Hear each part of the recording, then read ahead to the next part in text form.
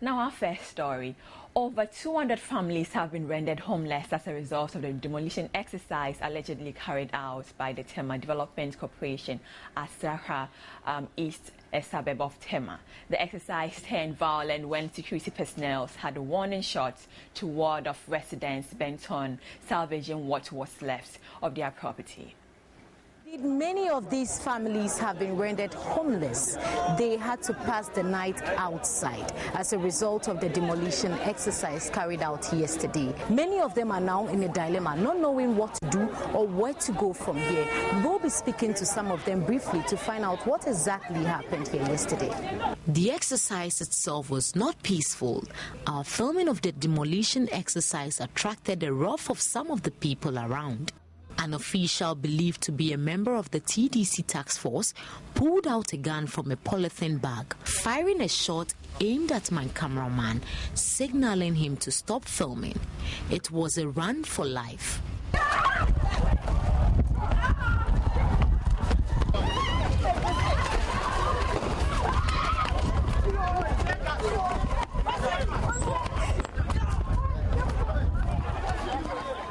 The heavy presence of the Joint Security Force alarmed residents as they looked on for their houses to be pulled down.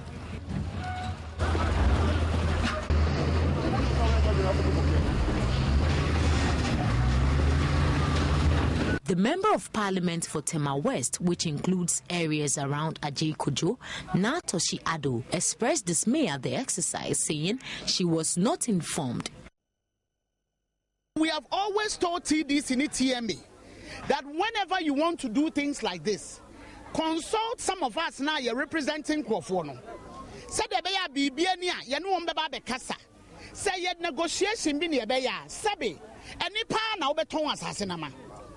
And tis any pa yam from swa, obiatimia sidan amane du lintel. Where was TDC when they were building? We are going to go there and ask them for an explanation. Whatever it is, for humanitarian reasons. As for me, I have a problem with TDC. It looks like TDC is interested in money and not people. This nearly resulted in a scuffle between the MP and some security personnel. So why don't you shoot me then? Why don't you? That is your specialty. Who do you think you are? Residents are still in shock, describing the destruction of their property without prior notice as unbelievable.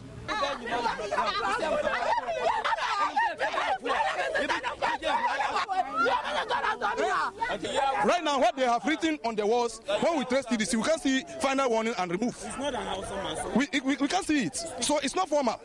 So they are using their position today to suppress those of us who are inferior in society.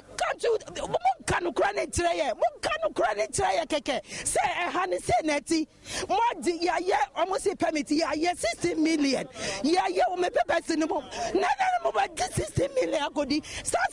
Coming for 200 BB. Receipts a day. Some claim they have documents showing ownership of the parcels of land. We do the process from TDC to TMA. Did they give you approval? Yes, they give us approval. That's the document that I showed to you. Some of us, when we started the project, we have to inquire from TDC whether we can go on with the project.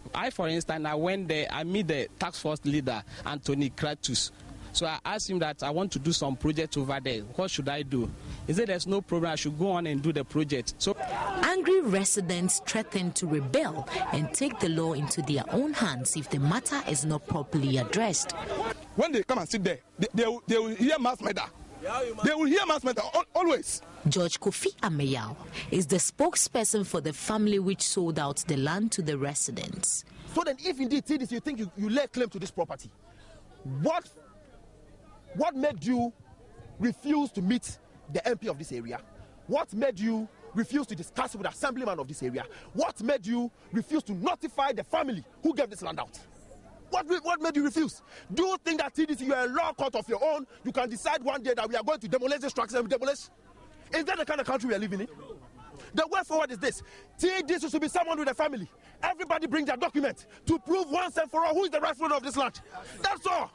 Shattered and displaced, residents say all they want is to get their lives back. Matilda Pamaga for Joy News, Sraha East. President John Dramani Mahama also revealed that mining companies have forced Ghana, second largest gold producer, into suspending the implementation of the windfall tax introduced in the mining sector in 2012, adding that his government has not been able to implement the policy due to threats from the mining companies to lay off many workers should the tax be rolled out. Implementing the windfall tax regime would mean mining companies will be compelled to pay 10% of their profit to the government of Ghana. The Ghana Chamber of Mines had earlier warned that the windfall tax reduced the resolve of investors in Ghana.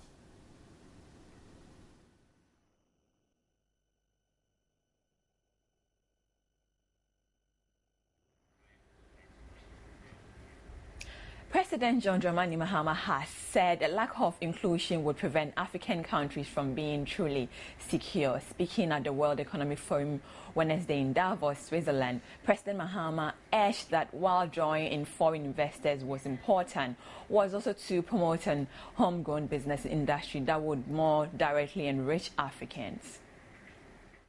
The World Economic Forum has one of its aims, inclusion.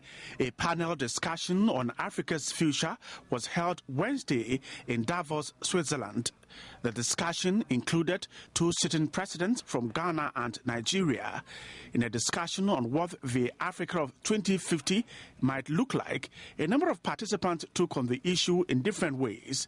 They argue that opening and supporting more foreign investments would naturally trickle down to the populace.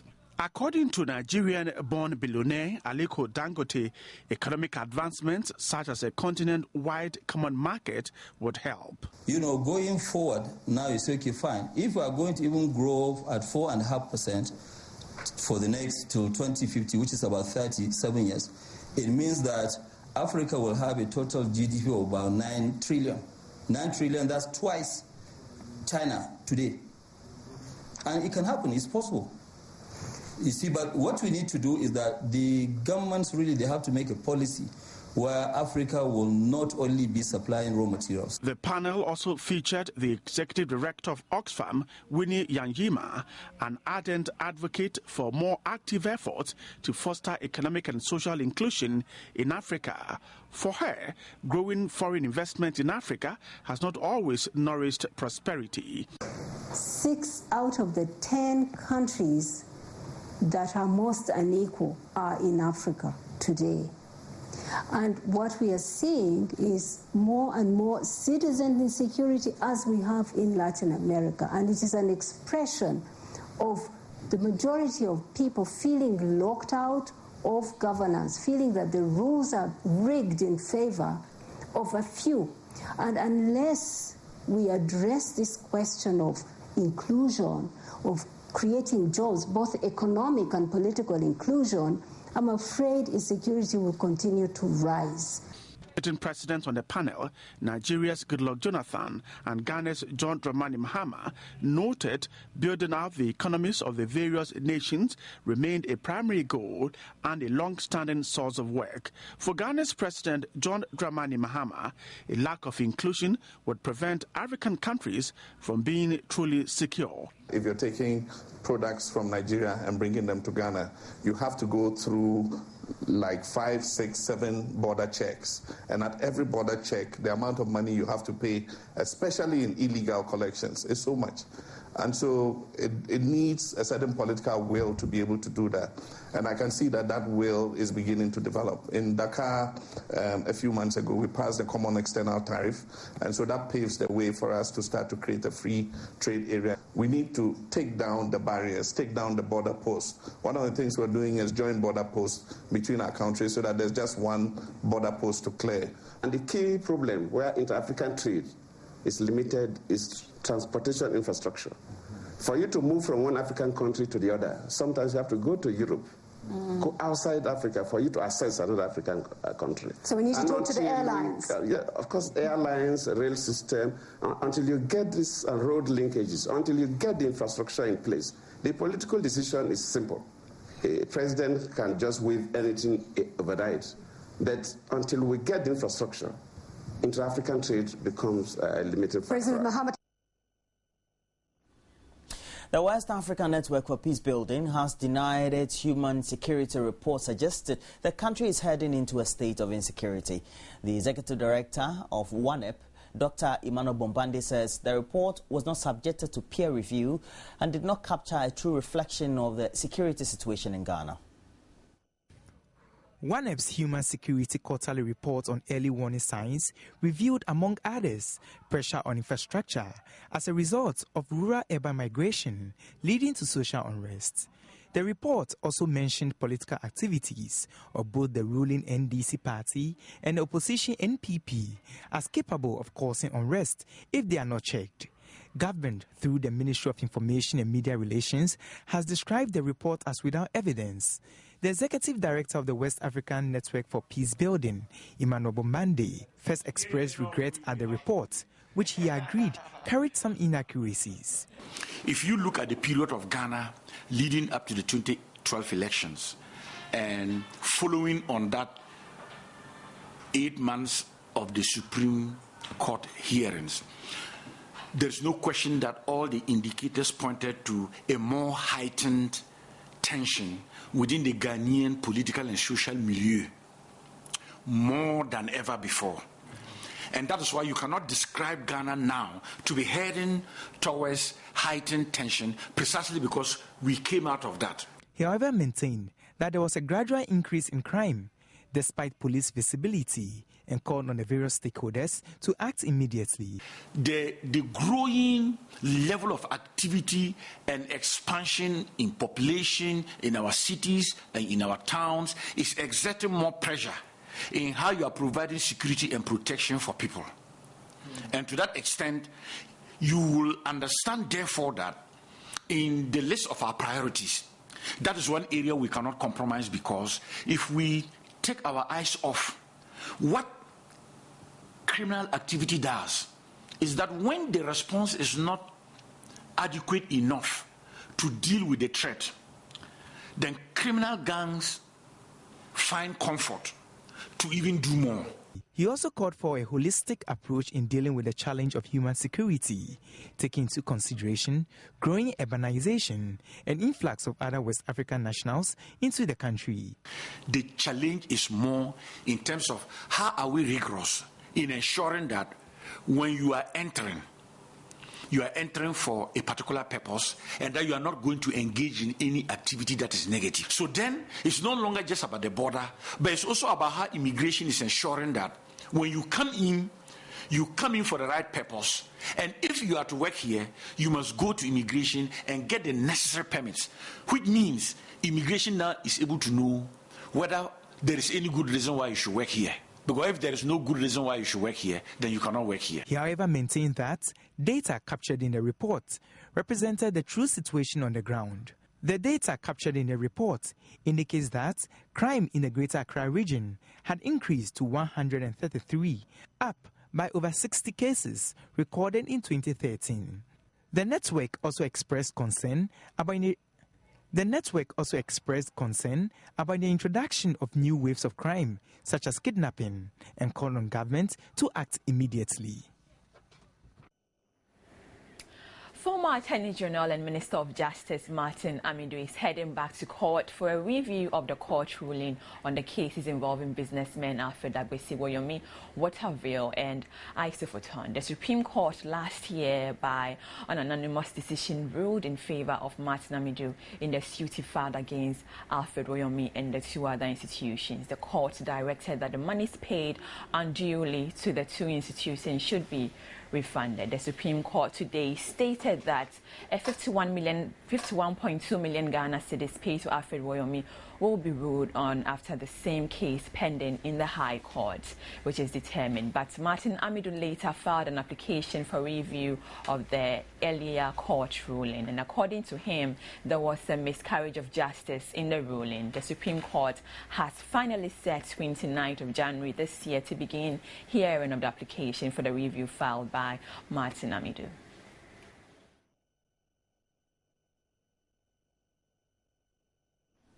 The Media Foundation for West Africa says government must justify the inclusion of Banda Malo on its payroll. Mr. Malo was recently appointed as senior advisor to the president and head of communications at the presidency.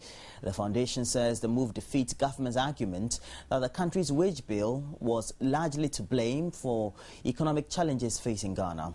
Giftianda Apia has more. Banda Malo, who was a presenter at the BBC World Service, left his recent job as chief executive producer of UN Radio to take up his new position as spokesperson for President John Mahama. Specifics of his job description are yet to be made public, but concerns of overlapping with functions at the Information Ministry are ripe. Given that the Ministry of Information exists, the minister and two deputy ministers are operating and paid by the taxpayers' money, we still have the Information Services Department that has units across the country in all district assemblies, and of course at the ministry with a director and being paid and managed by state funds. One wonders why we would have another senior level appointment at the presidency to do the same functions as these institutions and persons are supposed to do. The Media Foundation believes the timing for the appointment is wrong, hence its call for justification of his inclusion on government's payroll to the people of Ghana and the subsequent reduction in the number of persons handling government communications. If the same government comes out to say, look, our wage bill is too high, remuneration is taking all our money, and at the same time the government is appointing new and more people, you wonder whether they are telling us the truth. Fact is, Banda Malo comes to government communication machinery with a wealth of experience in broadcasting and diplomacy from a level as high as the United Nations. Question is, how will he fare in the local politics of Ghana? I expect him to succeed because if you are a communications professional, your job is to manage difficult situations. We are in a very, very turbulent political environment when it comes to political communication. You would have to also deal with, even internally, people at the presidency and also people within the NDC party. As a communicator, and a professional one as such, I expect that he would know how to maneuver his ways. Giftianda Apia, Joy News, Accra.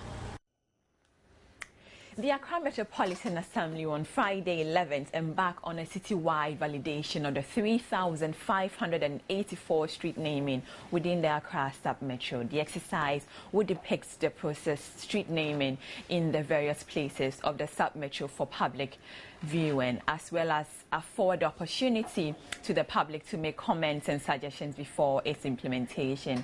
Dr. Alfred Okovandapoy says 5 maps have been placed at strategic points within the sub-metro for community validation. He added that the pole placement maps have been completed within AMA, while parcel identification have also been completed in Osu Clote, with property numbering currently ongoing. The project is estimated to cost about 3.8 million Ghana cedis, with funding from the World Bank through the Ghana Limited Ghana Land Administration project.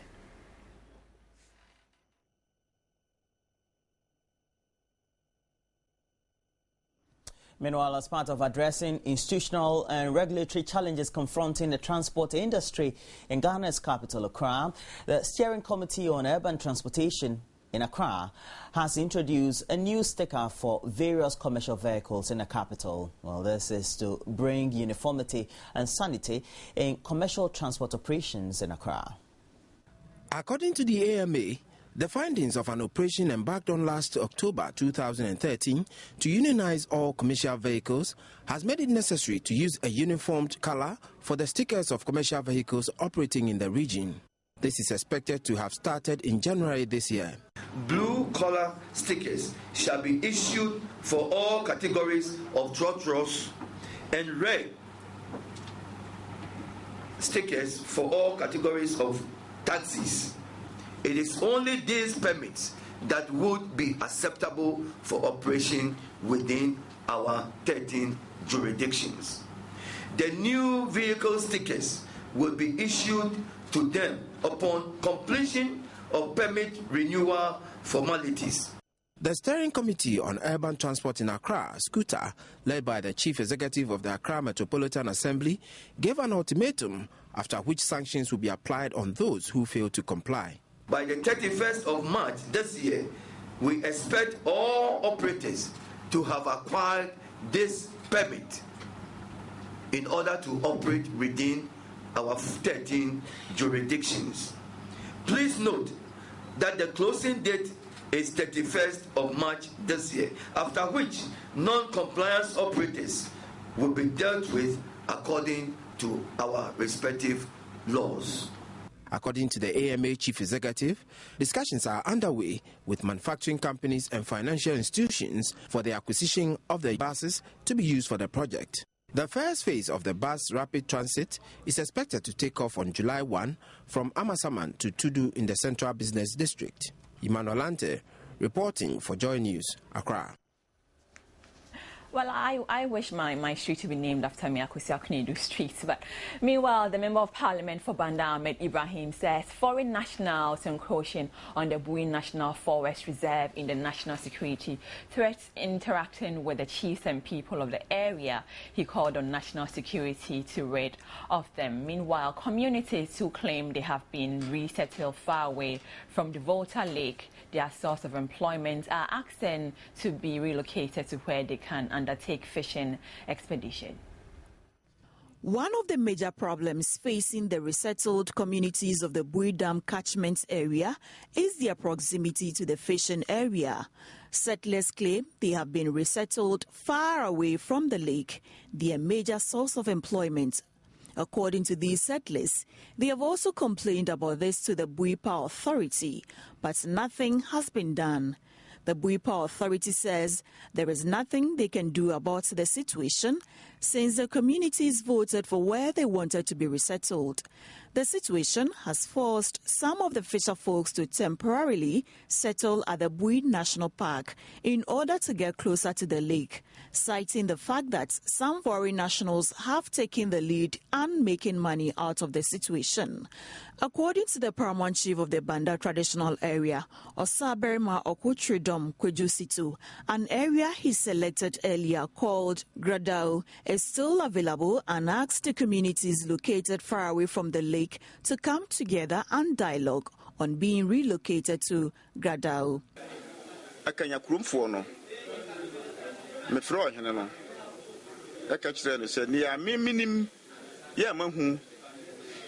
Because of mobile feasibility studies, no, the Omoya and say, Gradao, ya, Ben Hay, and Suno, Ebetavo. Intimi, Yasa and Ka, and Namoduma Moyenti, Mumra, Namometra, say, Mpo, Wamosi, Wamum Pene, Nachina, Umbetumako by Bia, one make Jinaho, I can say Sasa, send the Hono, Mediamamo. Because some quite chida moon to me near Jumano. Mika Yano. Wamumu chete, wamu ko bata nipa fufuro ma omutu omufobi nti eba sa na dodo aye etwe asem se na chi se omomma ha. The Member of Parliament for Banda, Ahmed Ibrahim, bemoaned the activities of the foreign nationals who have encroached on the Bui Forest Reserve and asked national security to investigate and get rid of them. Borders on national security, and therefore DISEC, having sat upon it, would have to report to the Regional Security Council, who would then consider the issues in the security perspectives.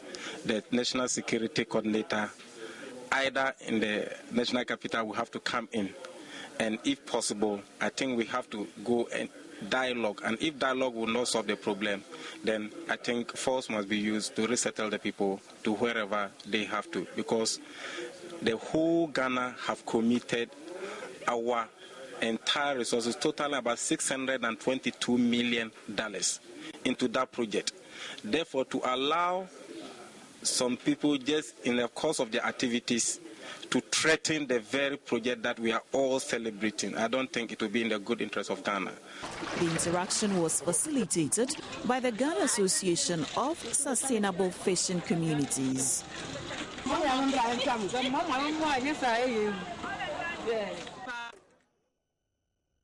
Well, so that'll be it for the news updates on the AM show. A recap of our top stories. Mining companies force Ghana to suspend implementation of the windfall tax introduced in the mining sector in 2012.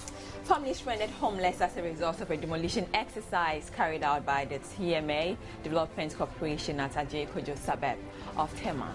Media Foundation for West Africa calls on government to justify the inclusion of Banda on its payroll. And former Attorney General and Minister of Justice Martin Amidu heads back to court to seek review of the Woyomi water bill and Isufoton judgment. Well, so those are the headlines we have for you. Next, we bring you sports. Spokesperson for the Ghana Football Association, Ibrahim Sani Dara, has denied reports of a Black Stars friendly with Montenegro on March 5 this year. Well, the Football Association of Montenegro had announced early on that they had reached an agreement with Ghana for a friendly at the City Stadium in their country's largest city. But Sanidara told the sports team the FA was yet to confirm any friendly for the Black Stars. We are reading on the Montenegrin FA's website. Officially, the communications department of the FA has not been informed that this is the situation. If that is indeed the situation, the General Secretary of the FA will inform us and will duly inform the public. You remember just last week, Colombia also came out to say they were playing Ghana. So take your time, relax. When we have reached a deal that is, agreeable to Ghana Football Association, we will make it public. In football, many things happen. In football, like I say, many things happen. The Colombian FA, for instance, have some great names who help in the running of the league, like Faustino Asprilla. Yet just last week, they had made public statements that they were playing Ghana. So this happens in football. It's the reason why we want to take our time to do everything and announce firm conclusions, not conjecture. Well, more tributes from the sporting fraternity continue to pour in for the late Komla Dumo. This time, we watch Deputy Sports Minister Joseph Yamin also giving us his tribute. I met him in South Africa in 2010. Personally, we've been speaking, as politicians, we'll definitely be talking to, big guys in the media front, and so we spoke to him once. But I met him personally in South Africa during the World Cup. When after our second match, we went to Mandela's house. He was just around, and we saw him. We had some few chats with him.